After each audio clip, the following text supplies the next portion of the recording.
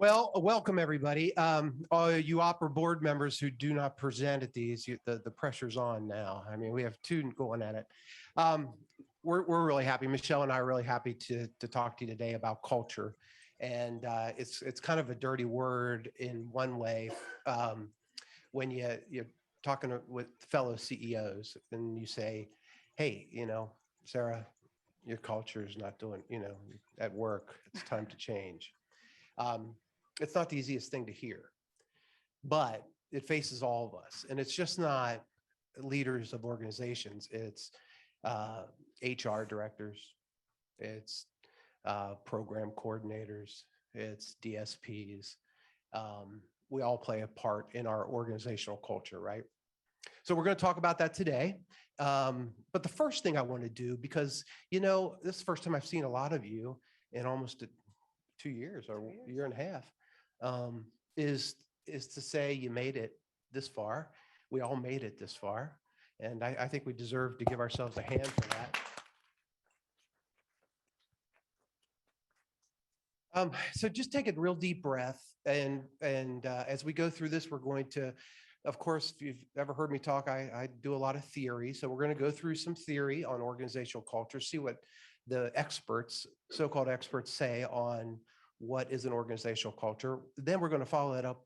Michelle's going to tell some stories, real life stories that match some of the things we're going to cover today. So with that, and also we're going to throw in a few trauma informed. If you heard me talk before, I like taking subjects that you don't normally talk about from a trauma informed perspective and throw in some trauma informed concepts. So we're going to do that too. If I can figure out how to do this. You guys have problems with this too? Yep.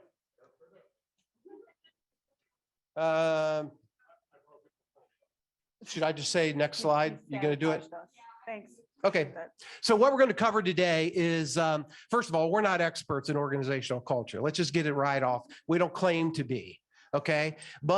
And I don't know if there's anybody that's an expert in this room on organizational culture, but both Michelle and I take it pretty seriously. And so we do our learning and research and so forth. So right off the bat, we're not experts.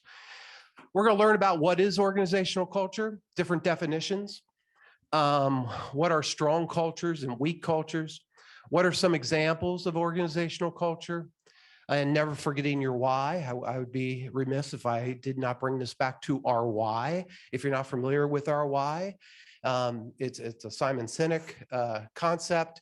The one thing to remember about Simon is his best phrase in my mind is people don't care what you do, they care why you do it, right? And then important, we love to talk, both Michelle and I, and so please stop us, ask questions. This should be interactive. We want you to be involved. Next. Yep. All right. What is organizational culture? So various definitions that I found. A set of shared assumptions that guide behaviors. Organizational culture affects the way people and groups interact with each other, with clients, and with stakeholders. I do like that one. The organizational culture influences the way people interact. The context within which knowledge is created, the resistance they will have towards certain changes, and ultimately the way they share or they don't share knowledge. This is the only definition I found that talks about organizational cultures about sharing knowledge with each other. It is an interactive thing, and it should be an interactive thing every day in our organizations. Corporate culture has a certain background or activity of the organization, which contributes to the strengthening of the vector of effectiveness, depending on the degree of controllability of the conscious values of the organization. I have no idea what that means, but I put it in there because it had the word vector in it, and I like that. I do like the word vector. No, it's an interesting definition. Go ahead, next. So what are strong cultures? This is, one of those things where there's not really a definition of what a strong culture is because every culture is different, right? and different people perceive, yeah, our culture's strong. We have our organization's wonderful. We all get along. We all support each other. But there is some theory out there on what strong cultures are. According to a number of people, and I don't have their name up there, people clearly understand and can articulate the mission, vision, and value. So if you're a nonprofit, the one thing that I learned a long time ago about nonprofits is your mission always has your back, right? I tell my employees that all the time, especially DSPs that have never worked in the field before. And they'll, when we come at them, the routine, you're going to get fired. And if you do this, if you screw up on this, you may get on this list. It's a horrible thing we do, right? But I do tell them in orientation, I meet every person that comes to work for me in orientation, that, listen, here's our mission. And when you get in those situations where you're working with a client that is challenging you, or you're working with an employee, or you're supervising an employee that's being challenging, take a minute and review the mission. Because the mission, your mission, always has your back. It'll guide you. And that's how we wrote the mission. It will guide you to make the right decision, hopefully. Focus on high performance, constructive pressure, and is peer monitored. So according to this definition, what part that I like is the peer monitored part. Because if you think about it, peer pressure is a good thing in an organization if not done for nefarious reasons, right? We want to be good employees. Most people want to be good. Come on in. We want to be good employees, and it's always better to see your coworker working right next to you, and you want to be better than they are, right? Or you want to at least get to the level they're at, that you perceive that they're at. Peer pressure is a good thing, and that's a strong culture. When you have peers, if I could look at my peers, if I can go to Michelle, this is what I did, and she comes back and says, well, you could have done better if you did it this way, right? Did you think of this? Peer pressure works. Creates common purpose amongst employees. Again, your mission does that for you, if you have one. Reduces the recovery time of an organizational traumatic event. So let's talk about trauma real quick, and then I'm going to hand it over to Michelle. Whether you agree or ever thought about it, we've been through some pretty heavy trauma. Not just in our system, but as a country in the world, really, over the past year and a half. But let's talk about our organization real quick. And just think, you don't have to share, but think about how your employees, how your clients, how your county board that you work with, how the system reacted over the past year and a half to all this that happened to us, right? And continues to. My God, the trauma keeps on going. We got it this morning, right? We know we're going to lose employees. Yeah. Because of the mandate. It's a repeated trauma. And we need to understand that as an organization, I just want to plead with you that as your own company, your own organization, we all have a responsibility for each other to help us through organizational trauma. It's real, it's happened, it continues to happen. So think of your own organization over the past year and a half. And then Michelle's going to share a story about that. So during the pandemic, as well as any type of trauma, striving and thriving cultures were tested, right? We were all tested. The ones that weathered the storms were the ones who really stuck to their mission, values, and purpose. So I'm going to tell you a story about Diane and the leadership team at IOPCI. Diane, a 30-year resident in Independence of Portage County, was diagnosed at the end of her life, and she was put on hospice care. She came home to be with her roommates and her staff, her main staff, Edith, who was amazing. But Edith had some cultural issues with having a person die at home. She was from Kenya, and that's not what they did there. And so the IOPCI leadership team stepped up. We came in, we provided Diane with around-the-clock care so that Edith could tend to the other two roommates and help them through that trauma, as well as we were there to help Edith, because this was something that Edith was not accustomed to. And during that time, Edith was so impressed that our management team, again, 24 hours, came there and were with Diane, not only to support Diane, but to support Edith, to support Jane, to support Amanda. And what that did, she saw what really was our purpose and meaning. And she referred 3 employees to us. She is now our immigration ambassador for Independence of Portage County and is referring people from Kenya to our company. So when you really embrace it, well, it's a lot of work.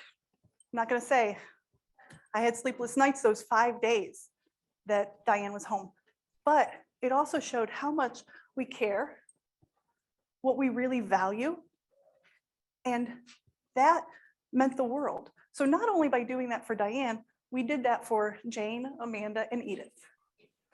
So when you're making decisions, yeah, it might be a lot of work, might seem like, is the payoff worth it? It is. And that's people, you can put a mission statement up, you can put your values up. It's your actions that actually drive that. So remember that when you go back to your organizations, because that's important. What impact did it have just being with her in 5 days as she's dying, right? And the impact on the staff members, we often forget that. How did that impact the whole organization? So again, Diane had been with us for 30 years. She was one of our first, very first residents. And she was in our ICF program, then went to a waiver setting. And so everybody loved Diane. Actually, her name was actually Etta, but she was Diane because she loved Princess Diane and was a princess. So even on her dying days, we would come in, we would put makeup on her, we did everything Diane wanted. And the impact was that our staff saw how much we cared about Diane, and they wanted to be a part of that. I know our county board even sent us handwritten thank you notes saying, we appreciate the care and attention you gave Diane in her last days. So, and the impact is people want to work for us because they want to be a part of that, and, we took care, again, we didn't just take care of Diane, we took care of Edith, we took care of Jane, we took care of Amanda. And I think those are important factors when you're looking at, the decisions you're making. Right. And had we not done that, Edith may have been like, oh, heck no, I ain't doing this. This isn't my cup of tea. The other thing is the manager that took most of the shifts was our administrator on call, and I'm going to give her a plug, Julie Wells, who's here today. If you see a Julie Wells, say hi. She also got our frontline supervisor award. And this young lady had never been with anybody that had died, and she was there when she passed, holding her hand. And she said it was one of her most memorable experiences. I try, sorry. So I'm proud as a CEO to have that, and for that to be our mission and purpose. That's awesome. So as Michelle is talking and telling stories, and as we're going through this, I want you to think about your own, because all of our organizations have these stories. Mm-hmm. And how those stories and how we react to those events, those traumatic events in our own cultures, really does have an influence on all employees. We often don't think of it that way, and I'm challenging you to do that. So as we talk, as Michelle's telling her stories, I want you to think of your own, because we all have them. Next slide. So what is a weak culture? Well, some things I found is that a weak culture is they do not have clear value. There's no clear value to the organization. Thus, employees do not understand the purpose. It must be controlled by extensive procedures and bureaucracy. I want you to think of in our own system. Okay, I'll be real blunt. We have providers of services, we have county boards, and we have our DODD, right? As the main parts of our system. And there's been times on every one of those levels, from the provider all the way through, where something tough comes up and the first response is, we got to write a policy about it, right? We have lots of rules. We have to write a rule about it. In a way, it does reflect what kind of culture we have. If that's our first response, we have to write policies and procedures. We have to. But if our first response to anything traumatic that happens is that we can bureaucrat, I don't know if that's even a word, bureaucratize. I don't know, I can't even say it. If our approach is to control it through policy and procedure, then we've missed the boat. Because our first response, hopefully you understand, is to see how everyone's reacting to the trauma and reaching out to them. That should guide your policy, right? If a weak culture is, if the sole purpose is to avoid conflict, which contributes to the negative effect on productivity. So, and I've worked for places like that. We're always nice to each other, you know, sickeningly, we're always nice to each other. We don't challenge each other. And what that does, working in that culture, I want to get the hell out. I did as quick as I could, is it's stale. No one can talk about new ideas. No one can help each other or pass that knowledge like that definition said. One of our jobs is to pass knowledge to each other. I wonder how much we do that. A weak culture also, it's a reaction to organizational trauma. It's very hard to overcome and adds to employees' angst about the organization. Let's think about that. Organizational trauma is very hard to overcome and adds to the employees' angst about the organization. So our approach to trauma, our approach to the past year with our employees, with each other, with ourselves, have we been able to talk about that? Have we been able to cry with our employees? Because there's been times when life sucked, right? Did we find ways to boost each other up? What this is saying is that if you didn't, if you're in a culture that didn't do that, where you just went through the day like nothing's ever happening, right? There's no pandemic. No. There's nothing. You're missing the boat as a leader, as a team leader, as a member of a team. All right, Michelle. So first I want to say, for years, I like to hire people smarter than me. I do not need to be the smartest person in the room. They can educate me. And I think also as leaders, you have to remember that it doesn't have to be you always making the decisions. And I think that helps build your culture, because if you get buy-in from your teams, no matter if it's a DSP, your program coordinators, your maintenance man, you're going to have a much stronger culture. That's just my tidbit. I'm going to give that to you. So Independence of Portage County, we had our CEO for 27 years retire. A new CEO was elected, Bill Allman, wonderful man, also served on the OPRA board. Shortly after he took over, the team was kind of in turmoil. They were in trauma. There's this new leader. We saw things splintering because the team started developing an us versus them mentality, because the leadership was unclear at that point. I mean, again, I'm a new CEO myself. I understand how that goes. Now, I did have a benefit, and I'm going to talk about that, but he did not. He stepped into these very large shoes, a way of things that were done for 27 years. They knew how that was. Now there's this new person. So things were splintering. Also, times were changing. And so, and a lot of people just caring about themselves. They didn't care about the purpose. They didn't care about the harmony and flows of systems. They forgot their why. So we had to kind of jumpstart that. So Bill and I sat down, talked about it, and developed a plan. I was elected the COO. And who in here likes change? Okay. I do, but we had a great foundation. We rebuilt it. We decided, with exit waivers coming and our supported living our waiver program and our ICF programs, going, no, that's their problem. No, that's their problem. No, that's their problem. Well, that's day services problem. Like, no. We're all on the same team. We all serve the same person, right? So what we did So we developed these teams, 3 teams.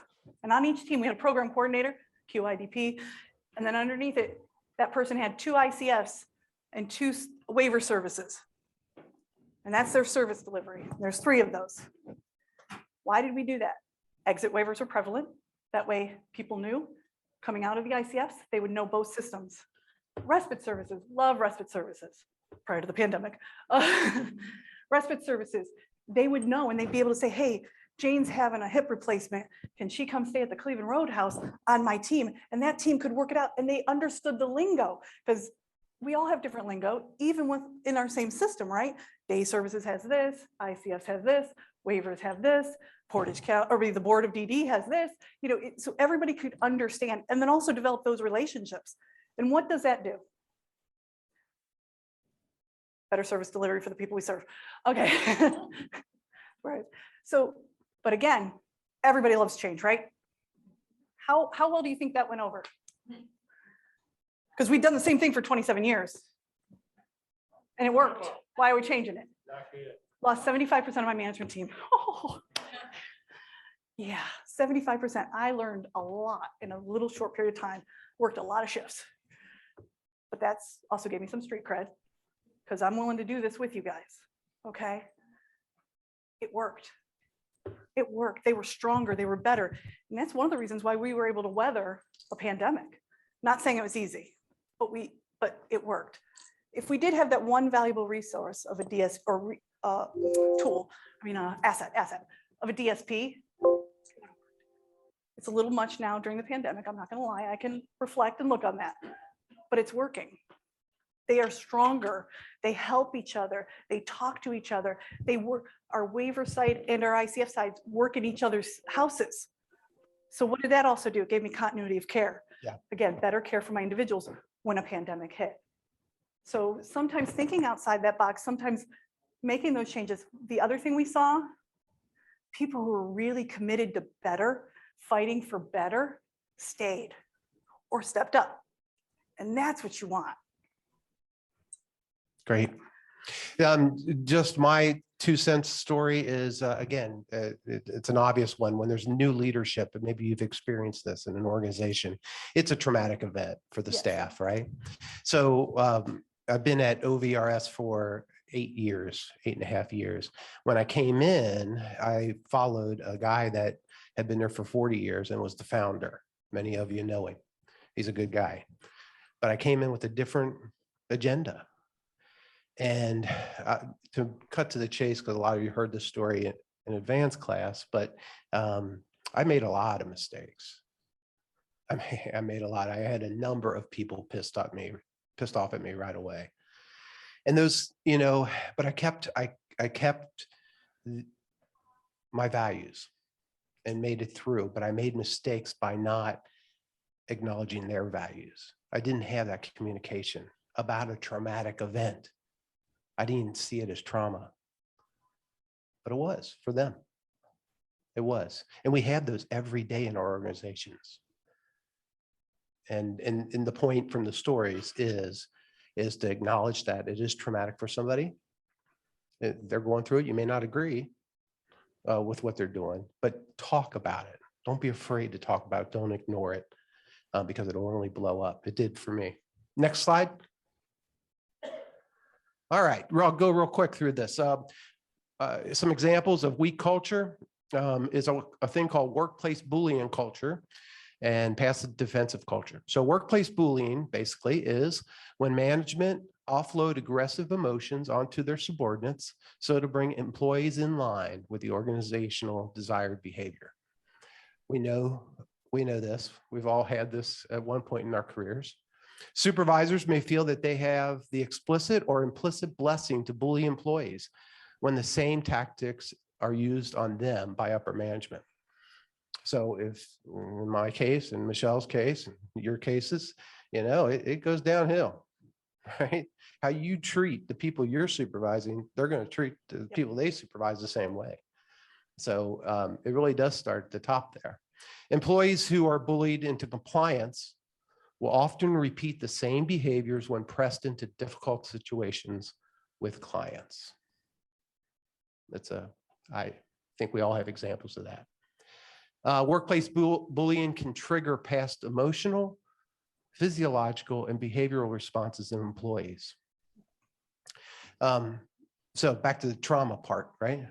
In an organization, I've been in situations where it's often a discipline situation where you think you're being empathetic, but stern and trying to change a behavior. And the person you're talking to just burst out crying. I've had that happen. I've had people just walk right out and learn later that the way I approached it and the issue I was dealing with triggered something in them that I didn't know about, and probably could have done some more work to figure it out, or maybe changed my approach, or run after them.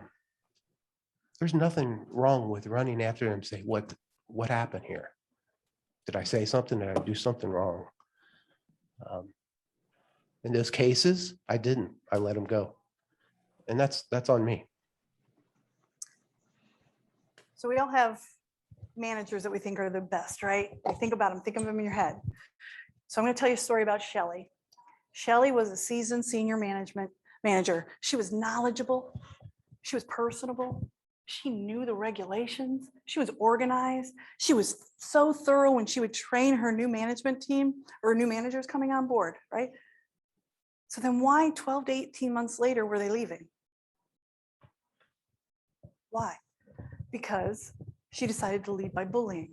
And let me give you an example. And because I'm in charge and you're going to do what I tell you to do. I personally like to teach the power of persuasion versus because I said so. But so Shelley had a dedicated manager, Denise, come in. She was all upset, crying. She had just found out that her sister-in-law she hadn't seen in 2 years died. Let me give you some backstory. We had just opened up 2 new sites for exit waivers. So 8 people are moving out of an ICF this weekend, okay? Everybody's stressed. We're trying to scramble to put staff in order, management stressed, getting everything set up for these 2 homes. Again, Denise is a dedicated manager. She's been there. She started as a DSP, believes in the purpose and values and missions of what we do. Goes in and goes, I'm so sorry. I just found out my sister-in-law passed. I'll work doubles all week to get everything set up.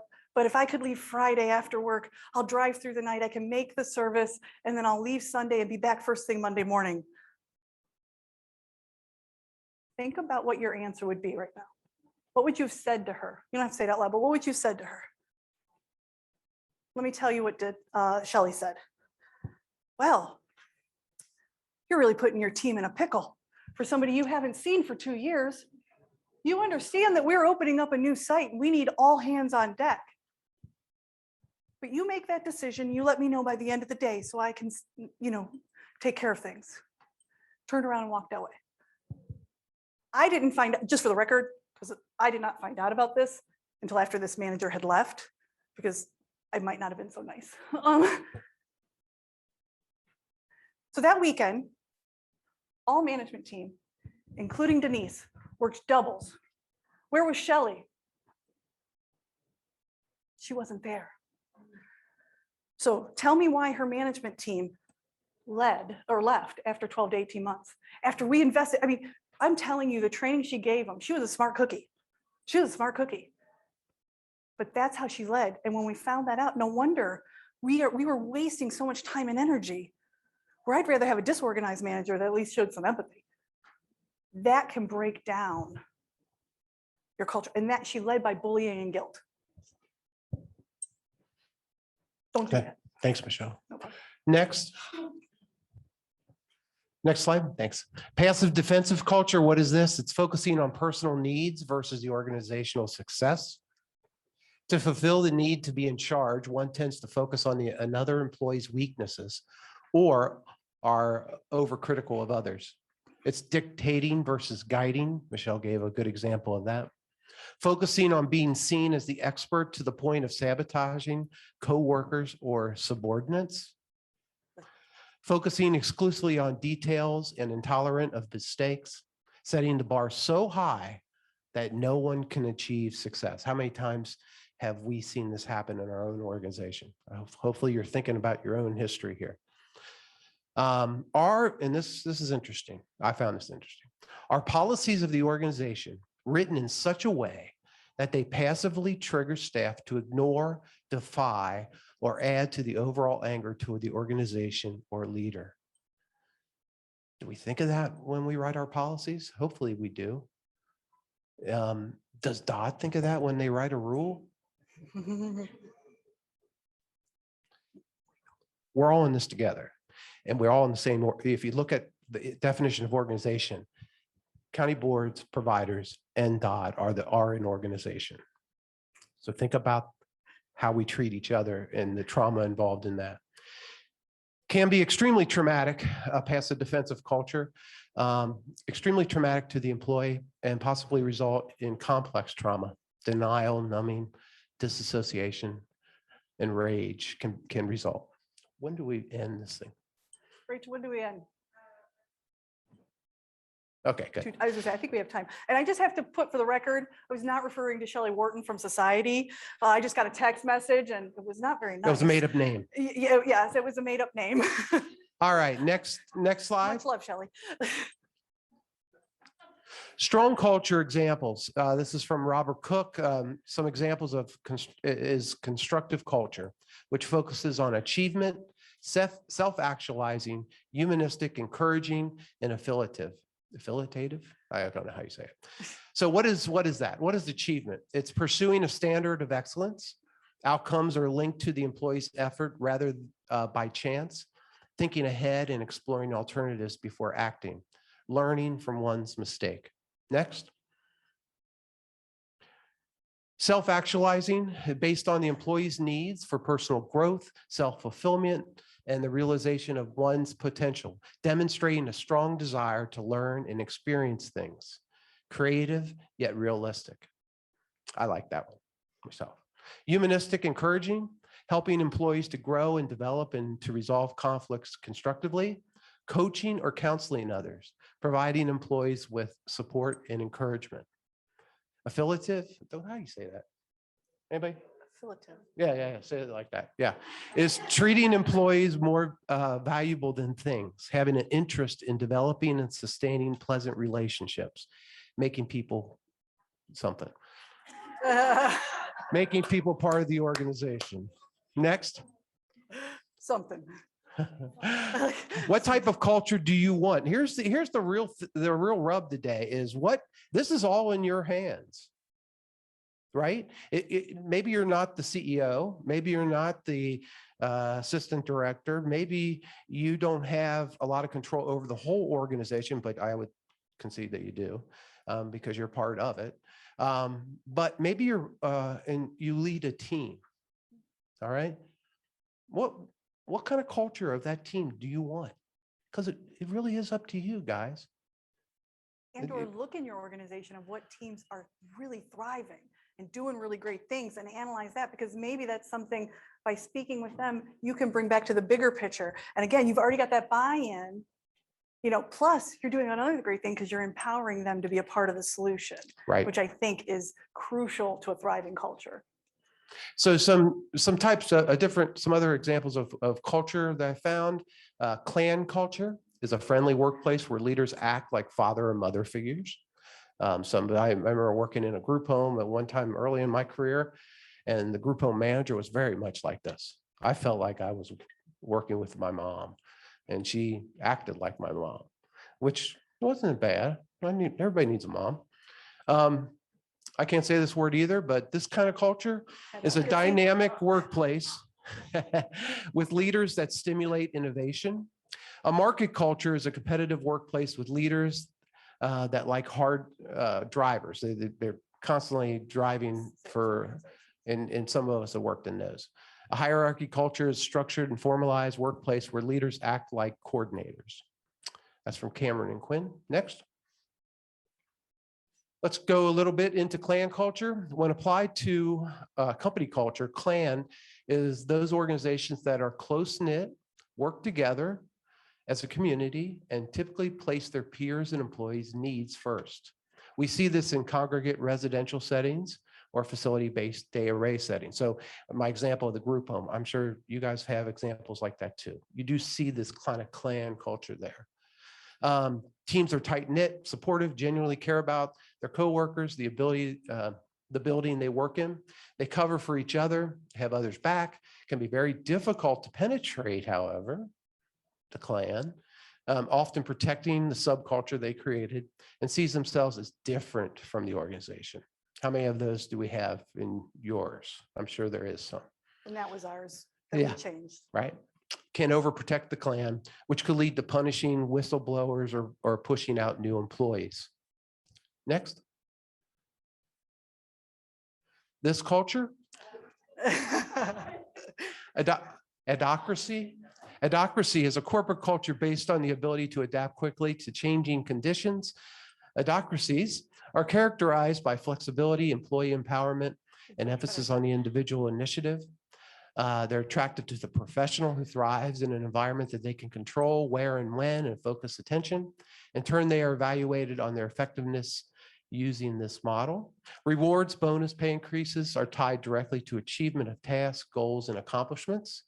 This type of culture focuses on individual professional skills, and not all managers and DSPs have. It could lead to employee feeling left out or set up to fail because the culture is asking them something they don't have any experience with. How many times do we do that to our employees? You know, we set them up, not on purpose all the time, but we set them up because they don't have any experience doing working on computers. I do this, just happened last week. We went to a whole new computer-based documentation system. Some of you probably have done that. And we had to take a step back, or I had to tell my teams to take a step back and make sure that we go over how to freaking turn the thing on. Yeah. Because that's how basic you have to be. And don't make a big deal about it. We do that to our employees all the time. We set them up for failure because they have no experience with what we're asking them to do. And I can go through every system here, but let's pick on Dodd, for example. You know, how many times do they do that to us? How many times was the government? I mean, how are we going to deal with this freaking mandate? We're going to lose people. We're set up with something we haven't had the experience doing. So the system does it to us, and then we in turn sometimes do it to each other. Next. Market culture. Market culture is an aggressive corporate culture that emphasizes competitiveness, not only between the organization and the market competitors, but also between employees. If you remember back in the 90s when supported living came out, we were stealing each other's employees, we're stealing each other's clients, very market driven. Can be a driver to increase service delivery, funding, and higher wages. Can be an instigator toward acquisition, mergers, the too big to fail benefits, meaning the system will be more understanding of mishaps. It happens in our system today. We'll put up with a bad provider because they're too big to fail. Instead of saying, you know, we need to get your act together or get out. We don't do that. Can lead to, and our staff know that, by the way. Yes. Can lead to leadership voices in public policy due to the agency's marketplace share. Can be too corporate of a structure to adapt to human services. We are human services, by the way. Employees may feel that is too competitive and unfair. DSP still may feel isolated and unequipped to complete in such a fast-paced, goal-oriented, and individually focused approach. Can possibly lead to providing services to individuals just for the sake of increasing numbers people served. None of us do that, I'm sure. Leading to increased MUIs, poor employee morale, and reduced reputation. So the market culture, I would contend, I agree with this guy, it's a hard fit. It's a hard fit in human services. But I know there are some organizations that do this. With mixed results, I would say. Next, hierarchy culture. Companies with hierarchy culture adhere to traditional corporate culture. These are companies focused on internal organization by the way of clear chain of command, multiple management tiers, separate employees and leadership. They separate employees and leadership. I'm not going to go through that. Next, we all know what a hierarchy, we've all worked in hierarchy cultures. So what do you do to get started before you want to change? You want to change your culture, right? First of all, change is not a bad thing. I personally love change, and people hate me for that. Literally, they do, but I like it. But before you start the change, there's some recommendations. First, you should do a needs assessment of your organization. Get feedback from everybody, right? Employee surveys are good, employee interviews, focus groups, observation, get feedback from clients and families, board survey, what your board think of your culture, and then outside feedback. I contend that getting information from clients and families and employees is very, very important. Feedback. However, it's also important to find out what the county board thinks of you. I mean, if you're lucky, you can tell them what you think of them, but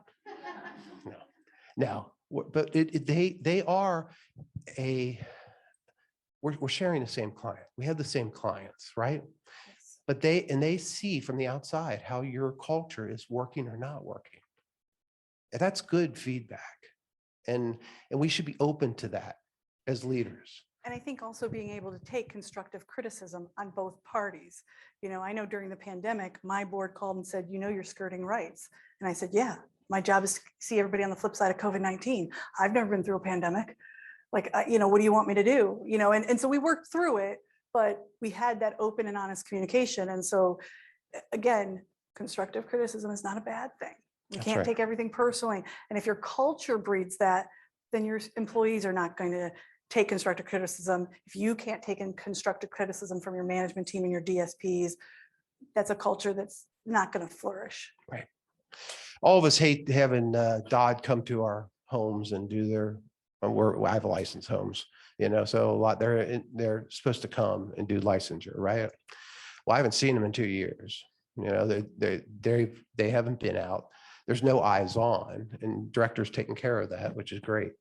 Because it is important, even though I hate reviews, all of us hate them. I'm sure the ICFs hate when ODH comes in. Everybody hates to be reviewed. However, when they don't do it over the past couple of years, I don't know about you, but I hope my folks are doing the right thing. We've gone through, they're all doing the right thing. Okay, good. We had a couple hiccups, but yeah. But we need that outside feedback. Don't be afraid of the feedback. They're there to make you better. I mean, granted, there's some things like the menus, and they're going to cite you for things. You get all Garbage that. cans. Yeah, yes, some. But again, the general, it's an audit. They're there to make sure you're dotting your I's, crossing your T's. I tell my team when they're going to ask you questions. They may or may not cite you for it, but it's there to make you better. It's there to show how good you are, because maybe you didn't write it down or didn't document it properly, but you're doing it, and then you're able to explain it. How's it affect your culture by having those reviews and so forth? That's stressful. I mean, it's I think how you go about those reviews, if you make it, if I went in, they're coming in, they're going to find everything wrong with us. They're going to, you got to make sure you're not doing anything wrong. I told them, I'm like, if you made a mistake, own it, fix it, don't do it again. Ask them what you can learn from it. Again, we teach teachable moments in our field. Why is this any different? Right. So go into them, and I know when ODH came in, so we had 3 ODH surveys and 3 DOD surveys in 1 week. It was a rough week. God. We had just come off working. I'd come off working an overnight. My manager had come off working an overnight. We were exhausted, walked in, and I looked at ODH and I said, look, we're tired, we're wearied. All I'm asking you is please be kind and nice. We'll get you the information. It may be slow. And, and said, and we made mistakes. I mean, I'm not going to sit here and say we didn't. But again, we went back and said, okay, we can improve that. We can do. So I think in how you view things and perspective can make a difference. If I went in and say, they're coming in, they're going to drop the hammer off. We didn't do documentation. It'd be very different. And not saying that they're not always kind, because and some of the stuff they ding you on, you're kind of like, okay, really? Right. It creates more work. but they're trying to make us better. I'm going to look at the positive. Well, and I think that's the point. What if we looked at these outside entities instead of our enemy? What if we looked at them as a natural thing that we need for our culture? Partner. A partner. What if we looked at the county boards as partners? They are What my if we looked partners. at DOT as partners? They are my partners. Partners is a different concept. Doesn't mean they're not going to ding us. Doesn't mean they're not going to come down on us about some practice or something our employees did. That's their job. But what if that is a good thing? It's only good if we learn from it and try to change, right? Mhm. So something to think about. Next. When you're starting the change of your culture, recognize past cultural differences and setting realistic expectations. Don't go too overboard or do it in, Baby steps. it could, believe me, I did that and it backfired. Went too quick. Weakening or replacing the old culture is not a bad thing. And I also think identifying your culture periodically throughout this, even once you've changed it. You have to Yes. keep identifying. it. Yes. But there is one way, what I mean by weakening is if you have, and we all have them, those clans in our organization that, they're doing great work. They're doing wonderful, but they don't necessarily match the values of the mission. Mhm. And one approach to that is taking a little bit of that power away or influence away. Because that can ruin the whole organization. And I have examples of that, but we don't have time. Integrating a new culture by reconciling the differences between the old culture and the new one. How about that? So you got newer employees, or you have older employees that have changed and want to do things different, but recognizing that there are still folks in your organization that like the old ways, that like the old culture. So reconciling, talking about it, giving praise for making it this far, the old culture, and trying to find a place help them find a place in the new one. That's our job. Embodying the new cultures by establishing, affirming, and not straying from the new. Next. So why not create your own new culture? I said it before, it is really up to you. You could create a new culture in your team. You can create a new culture in your home. You can create a new culture in your ICF. Jeff can create a new culture in DOT if you wanted. With your county boards. County boards. Because I hear from my peers a lot of times the relationships are rocky. Yeah. But do an assessment on that. But you can do it. Yeah. Use the best pieces of from all existing workplace cultures and throw all out aspects of negative, just throw them out. Put in threshold triggers that will warn and or stop an organization from going overboard. I like this a lot. How many times do we bring some kind of change to a team or whatever we're doing, and we don't put things in place to make us stand back and pause a little bit. You just gave somebody heavy stuff. We're changing the way we're doing things. This is what we're doing, blah, blah, blah, blah. Okay. We're not going to start it for another month. And get feedback before you start it. Yeah. That has helped. Allow organic thinking and action to take place in a controlled but productive space. And really, it's what do you want as leaders in this field? What do you want? You can do it. Seriously. Most leaders, employees, and individuals served don't know. Is there anybody in here that wants to change their culture and knows how to do it right now? No.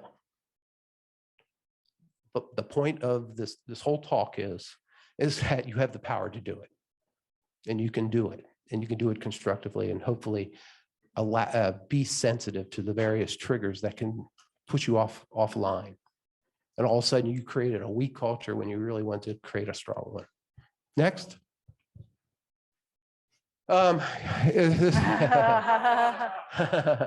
I do believe this. Chaos can be your friend. I'll let you read that, but as I tell a story real quick. When I was younger, I was a social worker at an ICF, in Cincinnati, and that we had 30, 40 people, but it was not an isolated building. It was a hospital, rehab hospital, and it had one wing was an ICF, very, very unique. And I was a social worker for that wing. And we had a guy who was with us who he had no legs. He had lost his legs. Big dude. I mean, he was stronger than an ox. His disabilities were pretty, or his cognitive disabilities were pretty severe.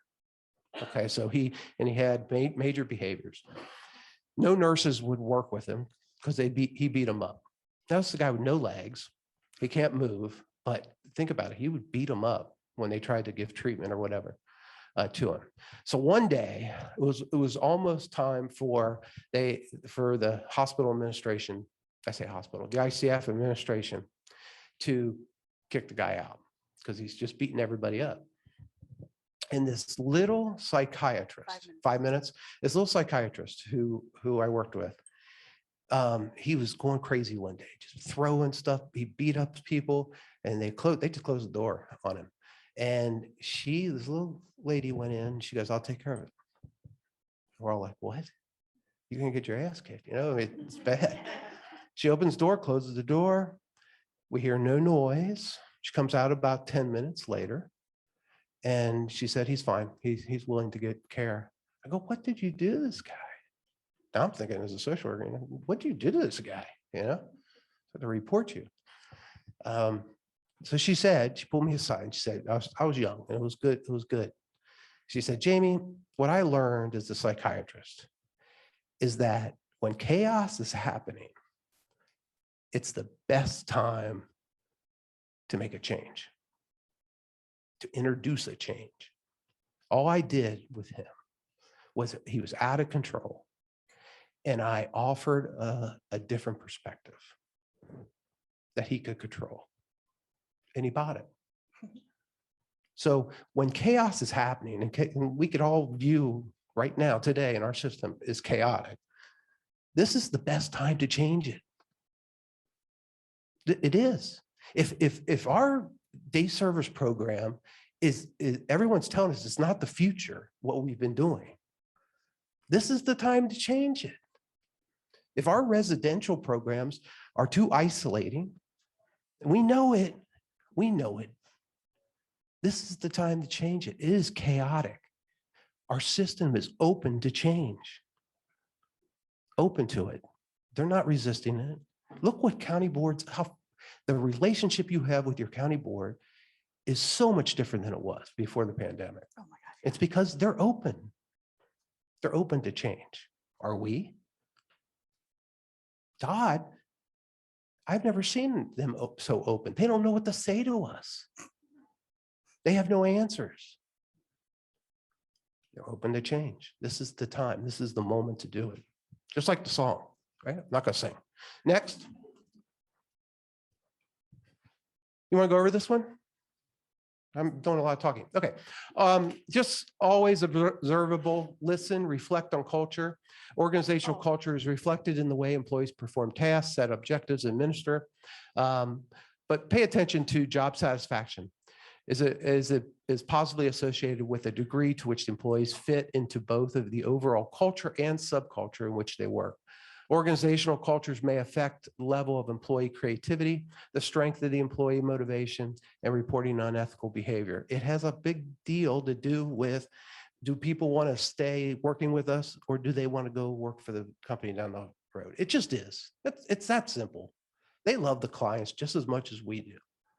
And what a horrible thing we do saying, how could you leave that client or your relationship? I mean, that's bullshit.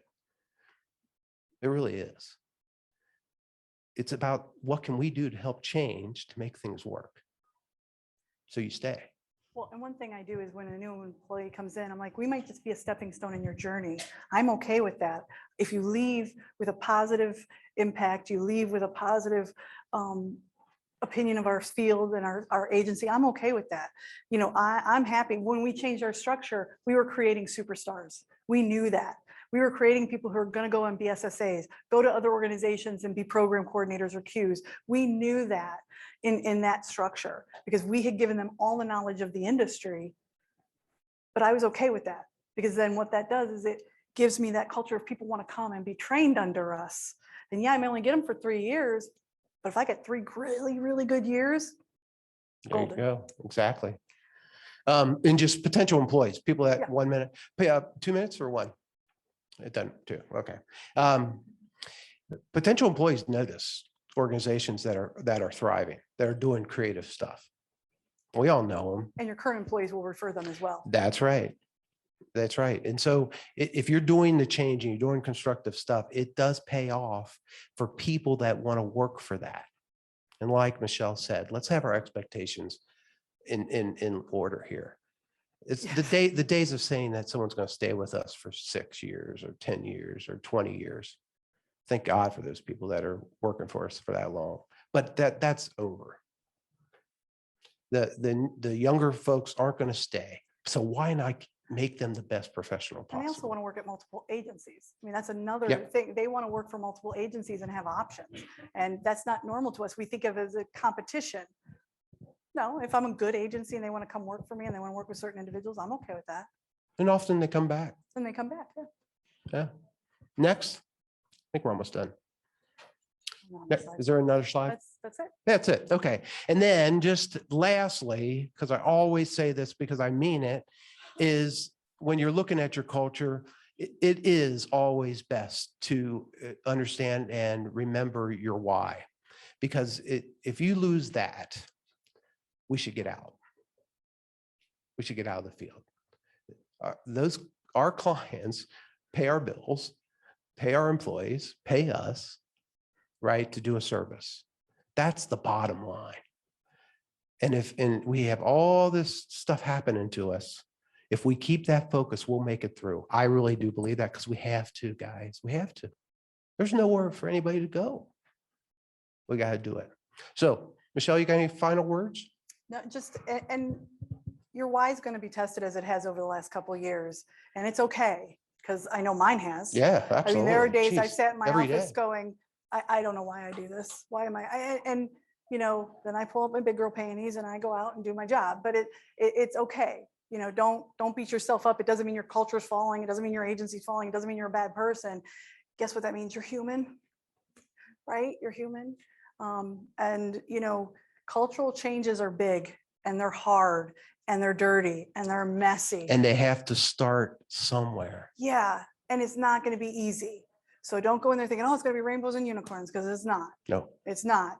But I can tell you, you know, because I've heard when talking with peers, oh, that's too much work. We can't do that. I'm like, but if you do the work up front, the benefits will happen. And I'm grateful that we did the work up front, because I don't know if taking over a month before the pandemic, Yeah. to not have had already built that culture, I could have survived it on my own. I needed them. So. Thank you. Any questions at all? Anything? All right. And feel free to call or, you know, Yeah. email us or do anything. Yeah, We're happy exactly. to talk through it with you. Yeah, you got a question? Share the slides. I think, where are they? Okay. If they don't, contact Rachel, she'll get them. Yeah. Yeah, maybe you can pronounce the words better than I can. All right. Thank you, everybody. Good job. We did it. And we did it on time.